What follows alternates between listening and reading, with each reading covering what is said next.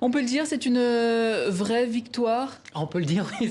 Vous n'en revenez pas vous-même? Ah bah, c'était très compliqué. Elle est passée à 4 voix et surtout on a eu très très peur parce que la veille du vote, le groupe de la droite, le PPE, a demandé un vote à bulletin secret. C'est-à-dire quelque chose qui ne s'est jamais fait dans l'histoire du Parlement, puisqu'on le fait uniquement pour quand on désigne une personnalité. Là, c'est normal pour un magistrat ou autre.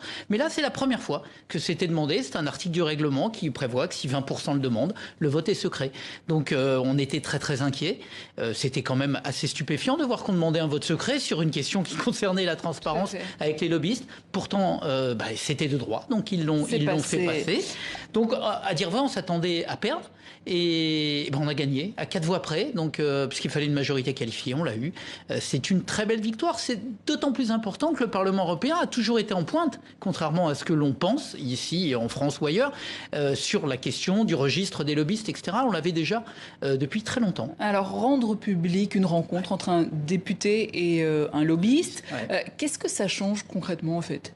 Ça permet un peu de savoir qui voit qui. C'est-à-dire que moi, j'ai pas de problème avec le lobbying en général. C'est le fait que, je sais pas, on légifère sur les automobiles, qu'on rencontre les constructeurs, qu'on rencontre les ONG, etc. Tout ça est normal. Ce qui n'est pas normal, c'est ces rencontres qui se font par derrière, des amendements qui arrivent sans qu'on sache d'où ils viennent ni qui les portent.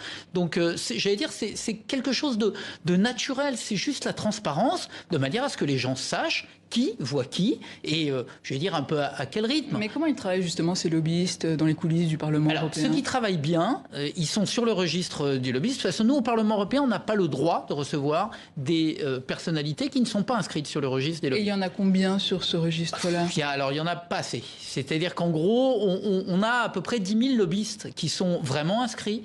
On pense qu'il y a à peu près entre 30 et 35 000 lobbyistes sur la périphérie de Bruxelles, puisqu'il y a le Conseil européen, la Commission et le Parlement européen.